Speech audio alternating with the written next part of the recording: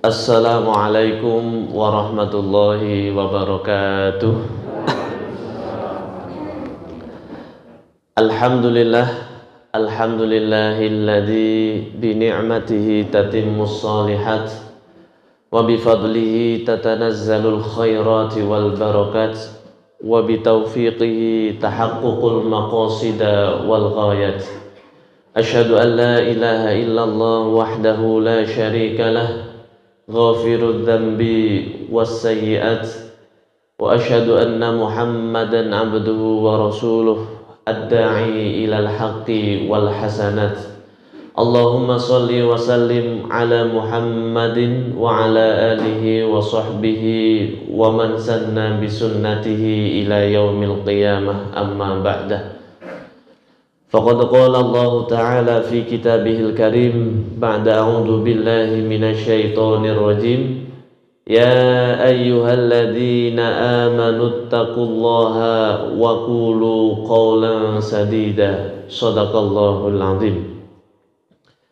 Bapak-bapak, ibu-ibu, rekan-rekan, adik-adik yang insyaallah dimuliakan Allah Subhanahu wa Ta'ala.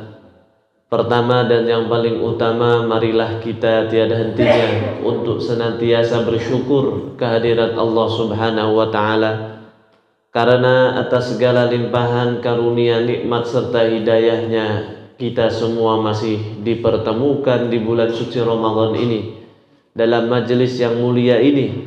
Semoga Allah Subhanahu wa Ta'ala pertemukan kita kembali di surganya kelak nanti. Allahumma amin.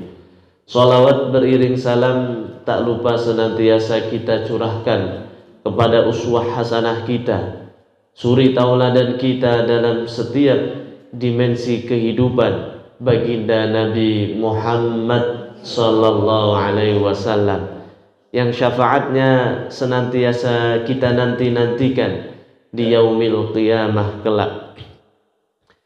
Bapak-bapak, ibu-ibu, rekan-rekan serta adik-adik yang insyaallah dimuliakan Allah Subhanahu wa Ta'ala, tema kita pada pagi hari ini adalah menggali hikmah takwa di balik ibadah puasa. Karena Allah Subhanahu wa Ta'ala menurunkan syariatnya yang berupa larangan ataupun perintah, maka itu semua untuk kemaslahatan kita. Ketika Allah memerintahkan kita untuk puasa, untuk sholat, untuk mengaji, untuk silaturahmi, zakat dan lain sebagainya, maka bila kita kerjakan, kitalah yang akan mendapatkan manfaatnya. Sebaliknya, bila kita meninggalkan larangan-larangan yang Allah Subhanahu wa Ta'ala dan Rasulnya telah larang, maka itu pula manfaatnya, kebaikannya adalah untuk kita sendiri. Karena tidaklah Allah melarang sesuatu melainkan di dalamnya ada kerusakan, di dalamnya ada kebinasaan, ada dosa yang harus kita tanggung. Maka hadirin wal hadirat rahimakumullah, dalam surah Al-Isra ayat 5 Allah Subhanahu wa Ta'ala berfirman, In ahsantum ahsantum li anfusikum wa in asatum falaha.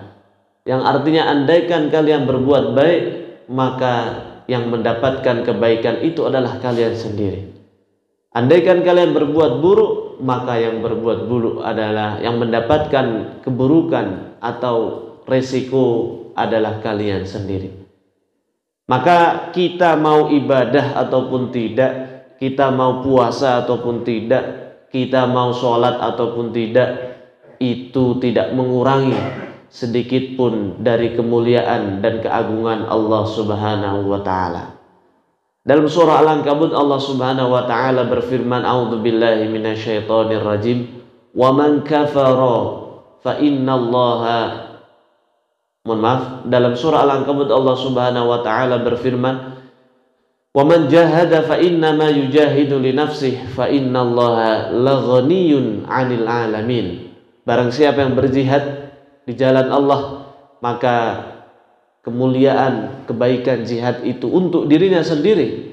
Fa innallaha ghaniyun 'anil 'alamin. dan maka sesungguhnya Allah Maha Kaya, Maha tidak memerlukan segala sesuatu yang ada di seluruh alam ini. Bahkan dalam hadis lain, dalam hadis qudsi yang diriwayatkan oleh Imam Muslim, Allah Subhanahu wa taala melalui hadis qudsi ini menegaskan, Allah berfirman, "Lau anna awwalakum wa akhirakum wa insakum wa jinnakum kanu ala atqa qalbi rajulin minkum ma zada dzalika fi mulki syai'an." Andaikan semua makhluk dari bangsa jin dan manusia sejak Nabi Adam dan manusia paling terakhir nanti di hari kiamat berada pada hati yang paling bertakwa, contohnya seperti hati Rasulullah SAW, semua mazada dzalika fi mulki syai'an, tidaklah ketakwaan semua makhluk tadi menambah dari kemuliaan dan keagungan Allah Subhanahu wa taala. Sebaliknya, lau anna awwalakum wa akhirakum wa insakum wa jinnakum ala afjara qalbi rajulin minkum. Andaikan semua manusia, semua jin, mulai sejak Nabi Adam sampai manusia dan jin yang terakhir, berada pada hati yang paling fajir, paling maksiat, paling ingkar kepada Allah Subhanahu wa taala, ma naqasa dzalika fi mulki syai'an, tidaklah perkara tersebut akan mengurangi kemuliaan dan keagungan Allah Subhanahu wa taala. Maka yang perlu senantiasa kita yakinkan dalam hati kita adalah setiap kita melakukan perintah Allah dan meninggalkan larangan Allah, itu sesungguhnya untuk kebaikan dan kemaslahatan diri kita sendiri. Termasuk ketika Allah Subhanahu wa taala mensyariatkan puasa. Dalam surah Al-Baqarah 183 seringkali kita mendengar, bahkan sudah hafal, bahkan sudah mengerti maknanya. A'udzubillahi minasyaitonirrajim. Ya ayyuhalladzina amanu kutiba alaikumussyiyam kama kutiba alal ladzina min qablikum. Wahai orang-orang yang beriman, telah diwajibkan, telah diperintahkan kepadamu berpuasa sebagaimana telah diperintahkan kepada orang-orang sebelum kamu. La'allakum tattaqun, agar kamu, bukan agar Allah, namun redaksinya adalah agar kamu supaya bertakwa. Maka apa sesungguhnya makna dibalik takwa yang Allah Subhanahu wa taala banyak sekali sebutkan di dalam firman-Nya. Hadirin wal hadirat rahimakumullah, maka ketika kita mengetahui bahwa segala kebaikan itu untuk kita sendiri, maka kita akan menjalankannya penuh dengan kesadaran. Dilihat ataupun tidak, kita akan ikhlas. Dicaci ataupun dimaki, kita tidak akan tumbang selama kita masih dalam syariat Allah Subhanahu wa taala. Maka takwa ini ternyata merupakan perkara yang besar untuk mendapatkan kesuksesan di dunia maupun di akhirat. Dalam sebuah quote dikatakan, ya, ada kata mutiara, bahwa surga, tiket surga itu begitu mahal sehingga banyak orang-orang kaya, banyak konglomerat, banyak miliarder bahkan tak mampu untuk membelinya, karena tiket surga tidak dibeli dengan uang, namun tiket surga ini dibeli dengan ketakwaan. Maka semua orang bisa membelinya, namun susah untuk meraih derajat ketakwaan ini, kecuali betul-betul orang yang bertakwa kepada Allah Subhanahu wa taala.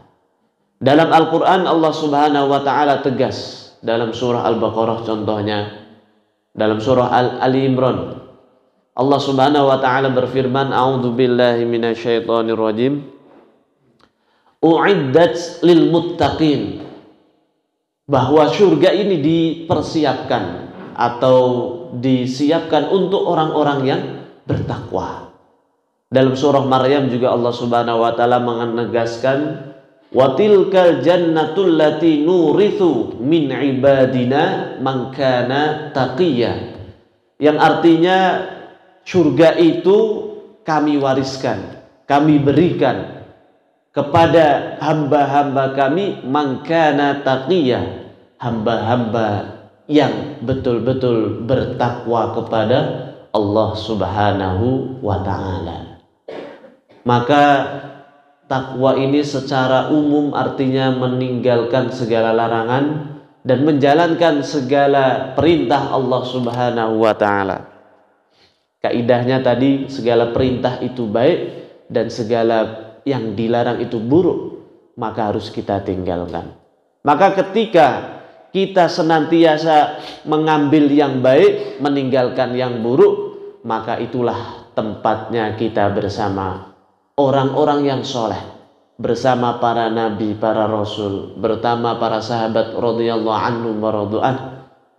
Bahkan Allah Subhanahu wa ta'ala juga hanya bersama orang-orang yang baik.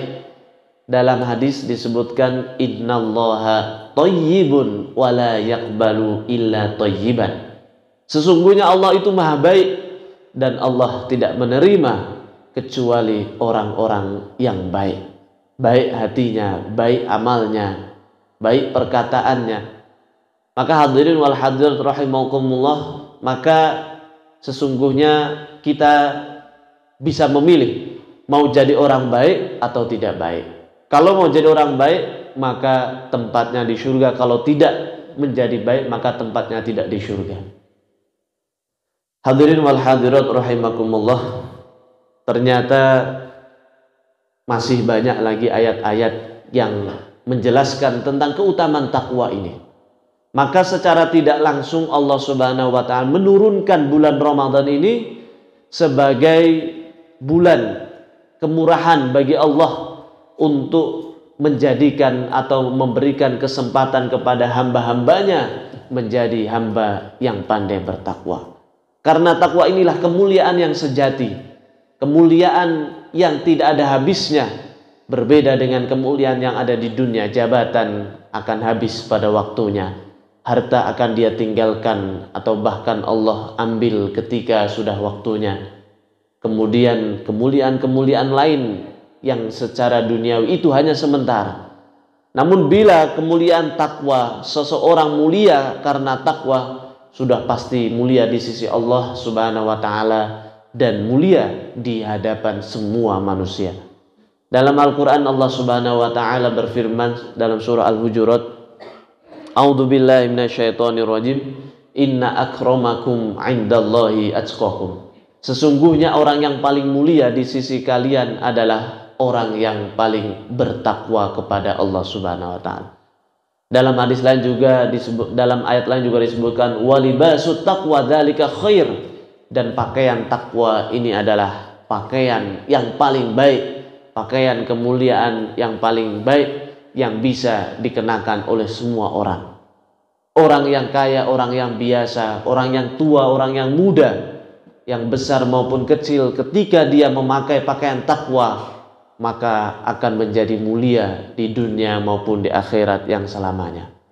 Bahkan ketika kita nanti meninggal, tidak ada yang bisa kita bawa kecuali bekal takwa yang sesungguhnya. Wa tazawwadu fa inna khairaz zadit taqwa. Berbekalah kalian dan sebaik-baiknya bekal adalah ketakwaan. Maka kalau kita berbekal takwa di dunia, sudah pasti hidupnya mulia dan bahagia. Apalagi di akhirat, sudah pasti bahagia dan mulia. Hadirin wal hadirat rahimakumullah, maka mari kita gali makna takwa ini apa sebetulnya. Yang pertama, takwa secara bahasa adalah berasal dari kata waqayati wiqayatan. Waqayati wiqayatan maknanya adalah menghindarkan diri dari segala yang membahayakan atau membinasakan kita. Contohnya kita ambil ketika kita meninggalkan judi, meninggalkan minuman keras, meninggalkan zina, meninggalkan mencuri, maka itu kita telah menghindarkan diri kita dari bahayanya siksa atau azab Allah Subhanahu wa ta'ala. Atau secara umum ketika kita berjalan di jalan raya, maka kita mengambil, kalau di Indonesia mengambil arah yang sebelah kiri, maka itu kita telah menghindarkan dari bahaya. Atau ketika lampu merah kita berhenti, ketika lampu hijau kita jalan, maka itu juga kita menghindarkan diri kita dari perkara yang mampu menyebabkan kita dalam bahaya atau kecelakaan. Kemudian ketika kita bepergian jauh, kemudian kita musafir, kita sholatnya di jalan atau di masjid, bapak-bapak, ibu-ibu? Hah? Ya, jangan di jalan ya, nanti ketabrak mobil, maka itu tidak menghindarkan kita dari bahaya. Itu secara bahasa. Kemudian secara istilah banyak sekali ulama yang menafsirkan, namun kita ambil dari tafsir yang ditafsirkan oleh Sayyidina Ali bin Abi Thalib radhiyallahu anhu. Ketika Ali bin Abi Thalib radhiyallahu anhu menjelaskan makna takwa, maka makna takwa yang pertama adalah al-khaufu bil jalil, takut kepada Allah Subhanahu wa ta'ala. Takutnya kita kepada Allah berbeda dengan takutnya kita kepada makhluk. Ketika kita takut kepada singa, kepada ular, maka kita akan menjauh. Namun ketika seseorang itu betul-betul takut kepada Allah, takut kepada siksanya Allah, maka dia akan semakin mendekat dengan ibadah kepadanya, meningkatkan kualitas ibadahnya, meningkatkan kuantitas ibadahnya, keikhlasan dalam ibadahnya. Maka syarat yang pertama agar kita menjadi orang yang bertakwa adalah selalu kita tambah rasa takut kita kepada Allah Subhanahu wa ta'ala.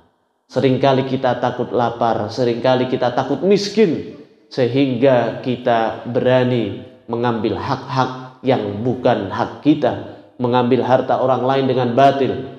Namun mengapa kita tidak pernah takut dengan zat yang maha mulia, yang maha sempurna, yang mengatur segala kehidupan kita ada pada tangannya Allah Subhanahu wa ta'ala.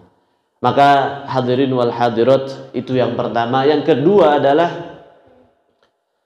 wal amalu bitanzil, menjalankan, mengamalkan segala yang Allah Subhanahu wa ta'ala telah turunkan, baik yang Allah turunkan di dalam Al-Quran maupun yang Allah wahyukan kepada baginda Nabi Muhammad sallallahu alaihi wasallam.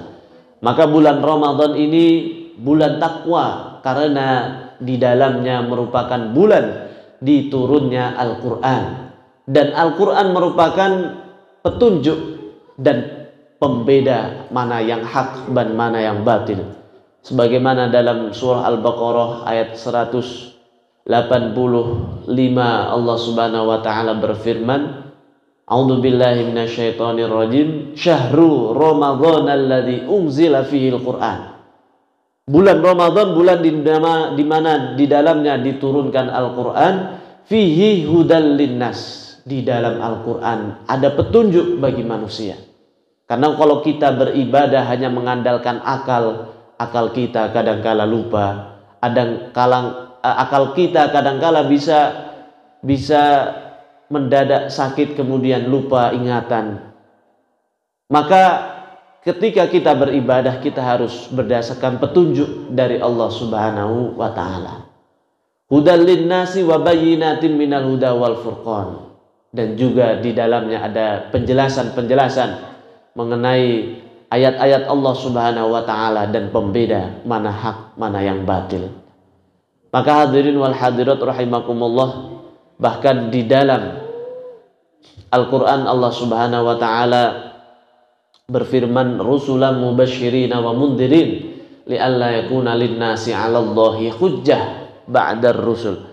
Yang artinya Allah turunkan para nabi, para rasul dengan membawa kitab, maka setelah turunnya para rasul tidak ada lagi alasan kita untuk tidak beriman, tidak ada lagi alasan kita untuk bermaksiat kepada Allah dengan alasan tidak ada yang mendakwahkan kepada kami. Karena sesungguhnya Al-Quran inilah yang akan menjadi pedoman walaupun para rasul, para nabi sudah tidak ada. Bahkan hadirin wal hadirat, begitu kemuliaannya bulan Ramadan, ada malam yang lebih baik dari 1000 malam.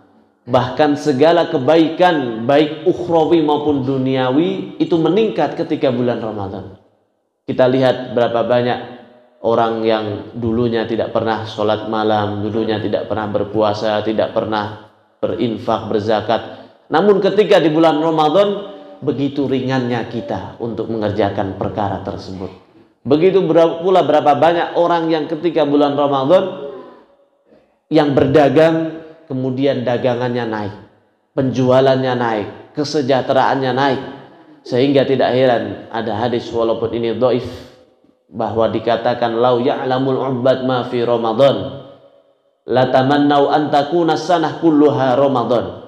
Andaikan manusia, andaikan hamba-hamba Allah itu mengetahui betapa banyak segala kemuliaan yang ada di dalam bulan suci Ramadan, maka mereka akan berandai, akan berharap kepada Allah untuk menjadikan seluruh tahun ini, sepanjang tahun ini 12 bulan menjadi seperti bulan Ramadan semua.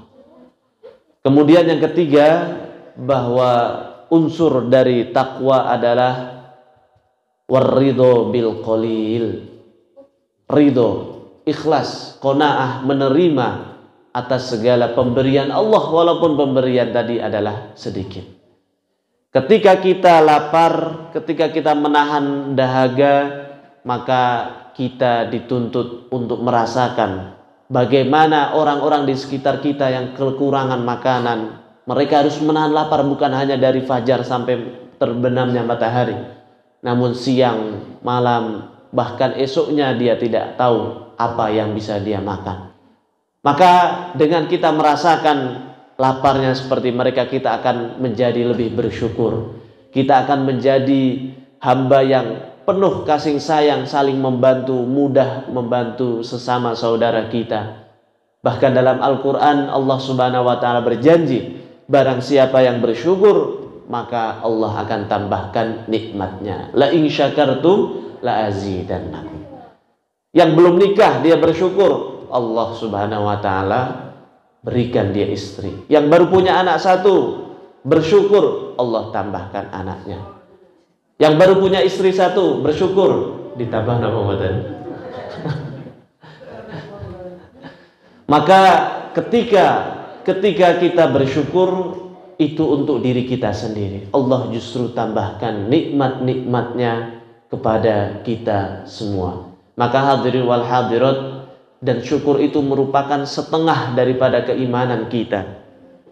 Para ulama mengatakan al-imanu sinfani. Ketika iman itu berada pada dua unsur utama, nisfuhu as-sabr wa nisfuhu asy-syukur. Setengah dari keimanan ini berpusat pada kesabaran dalam menghadapi segala musibah, dan setengah dari keimanan ini adalah kesyukuran kepada Allah Subhanahu wa ta'ala. Karena hidup ini kalau tidak diuji dengan kebahagiaan, pasti dengan kesedihan. Kalau tidak diuji dengan nikmat, pasti dia akan diuji dengan nikmah atau musibah dari Allah Subhanahu wa ta'ala. Maka sungguh sangat bersyukur barang siapa yang mampu memiliki dalam hidupnya, dalam hatinya, hati yang senantiasa bersyukur dan hati yang senantiasa bersabar. Karena itu merupakan kesempurnaan iman, dan itu merupakan tanda dari kebahagiaan seseorang di dunia apalagi di akhirat. Dalam hadis baginda Nabi sallallahu alaihi wasallam bersabda, alamatus sa'adah thalathah. 3 tanda kebahagiaan itu ada 3. Wa idza btuliya sabar. Ketika dia diuji oleh Allah, maka dia akan bersabar, dia akan menikmati bahagia. Wa idza u'tiya syakar. Ketika dia diberikan nikmat oleh Allah Subhanahu wa ta'ala, maka dia akan bersyukur. Allah semakin tambah, maka kebahagiaannya juga akan semakin tambah. Wa idza adnaba istaghfar. Ketika seorang hamba terlanjur berbuat dosa, berbuat salah, maka dia akan cepat-cepat untuk beristighfar, memohon ampun, meminta maaf dan memohon ampun kepada Allah Subhanahu wa ta'ala. Maka inilah tanda 3 orang yang bahagia dunia dan akhirat. Hadirin wal hadirat rahimakumullah, bahkan ketika seorang raja dinasehati oleh penasehatnya seorang ulama, maka raja ini ditanya, wahai rajaku, apa yang akan engkau lakukan ketika engkau akan mati kehausan, kemudian datang seseorang yang menjual segelas air? Maka raja ini dengan tegas mengatakan, aku akan membeli air tadi dengan setengah kerajaanku. Baik, setelah engkau beli, engkau minum, kemudian apa yang akan engkau lakukan bila air yang engkau minum tadi tidak bisa engkau keluarkan lagi? Kemudian datang seorang tabib yang mampu menyembuhkan atau mampu mengobati dari air yang tidak bisa keluar dari tubuhmu. Maka raja tadi mengatakan, aku akan berikan setengah lagi kerajaan yang tersisa untuk membalas budi dari tabib atau dokter yang telah mengobatiku ini. Maka hadirin wal hadirat, betapa besarnya nikmat minum dan membuang air minum. Bayangkan kalau kita rumahnya gede, rumahnya besar, kendaraannya mewah, istrinya cantik, kemudian anaknya sukses-sukses, namun kita nggak bisa buang air kecil. Kira-kira nikmat nopo mboten hidupnya nih? Mboten masih. Maka nikmat yang begitu besar ini seringkali kita lupakan. Seringkali kita tidak bersyukur, tidak mengucapkan alhamdulillah. Seakan-akan ini bukan nikmat sehingga kita lalui dengan biasa saja. Maka ibadah puasa ini sebetulnya mendidik kita agar bertakwa, karena di dalam ketakwaan ada unsur dari syukur walaupun nikmat tadi nampak kecil di mata kita. Hadirin wal hadirat rahimakumullah. Kemudian yang terakhir yaitu unsur dari takwa adalah wal isti'dadu liyaumir rahil. Kita senantiasa bersiap-siap untuk menghadapi hari kepergian kita. Karena kita tidak mungkin hidup di dunia, karena dunia ini adalah sementara dan pasti akan binasa. Maka seringkali tanpa keimanan kita hanya menganggap akhirat itu hanya cerita. Kita hanya berkeyakinan dunia inilah yang realita. Namun ketika kematian telah datang, barulah kita sadar akhiratlah yang merupakan realita dan dunia hanya akan menjadi cerita bagi kita. Maka ukirlah cerita yang indah, ukirlah cerita yang bahagia, yang mengembirakan, sehingga kita bisa menghadapi realita yang sesungguhnya dengan penuh kegembiraan dan ketenangan pada diri kita. Hadirin wal hadirat rahimakumullah. Dan bekal kita ke hari yang akhir bukanlah harta yang kita simpan, namun justru harta yang kita infakkan. Bukanlah anak-anak yang sekedar sukses dunia, namun anak-anak yang soleh dan solihalah yang akan menjadi bekal kita. Bukanlah pangkat yang begitu tinggi bagi kita, namun pangkat yang tertinggi bagi orang yang telah meninggal adalah almarhum. Karena ketika orang itu sudah meninggal, semua pangkatnya, contohnya MS, doktor, PhD dan lain sebagainya akan dia tinggalkan. Pasti keluarganya ketika saudaranya meninggal, minta doanya adalah minta semoga dirahmati Allah Subhanahu wa taala. Meminta berdoa agar dosa-dosanya diampuni. Enten napa mboten ketika orang meninggal saudaranya minta doanya, ya semoga keluarga saya yang meninggal tadi bisa jadi S3 ya, karena kemarin baru S2 katanya. Pasti nggak ada. Pasti siapapun itu, apapun jabatannya, apapun kondisinya, ketika sudah meninggal, yang dia cari sudah bukan titel-titel dunia lagi, namun yang cari hanya semoga dimaafkan, semoga diberikan tempat yang baik oleh Allah, semoga amal-amalnya diterima. Dan itu semua Allah Subhanahu wa taala jelaskan, Allah sediakan dengan banyak sekali di bulan suci Ramadan, kesempatan yang besar bagi kita untuk meraih itu semua. Dalam hadis disebutkan, idza jaa Ramadan futihat abwabul jannah. Ketika seseorang itu menjumpai atau didatangi bulan Ramadan, dibukakan baginya pintu surga. Maka pintu surga ini dalam Al-Qur'an Allah seringkali berfirman, innallaha ghafurun rahim. Ghafur dan rahim itu artinya karena maghfirahnya Allah dan karena rahmatnya Allah lah seseorang bisa masuk surga. Termasuk dalam hadis baginda Nabi ketika mengatakan tidaklah seseorang itu masuk surga karena amalannya. Kemudian para sahabat, bagaimana dengan engkau ya Rasulullah? Begitu pula aku tidak masuk surga illa ayataghammadaniyallahu bimaghfiratin wa rahmatin. Aku tidak masuk surga kecuali karena rahmat dan maghfirahnya Allah Subhanahu wa taala. Maka sebaik-baiknya ibadah adalah yang mendatangkan rahmat dan maghfirahnya Allah Subhanahu wa taala. Dan di bulan Ramadan inilah paket rahmat, maghfirah dan pembebasan dari api neraka Allah Subhanahu wa taala turunkan setiap malam, setiap hari lebih banyak Allah turunkan dibanding bulan-bulan selain bulan Ramadan. Maka tidak heran ketika seseorang mengetahui keutamaan yang ada di bulan Ramadan, dia akan berharap setahun ini 12 bulan hanya menjadi bulan Ramadan semua. Remen nama boten bapak-bapak ibu kalau 1 tahun ini Ramadan terus puasa terus ya. Baik, mungkin itu saja yang bisa saya sampaikan. Semoga dengan bulan Ramadan ini kita betul-betul mendapatkan paket yang mulia ini, yaitu paket rahmat, maghfirah dan itskum minan nar, dan kita betul-betul mendapatkan predikat yang terbaik, yaitu predikat al-muttaqin. Nasrum minallahi wa fathun qarib, waridha wal inayah. Wassalamualaikum warahmatullahi wabarakatuh. Dan kita tutup dengan doa kafaratul majlis. Subhanakallahumma wa bihamdika asyhadu an la ilaha illa anta astaghfiruka wa atubu ilaih.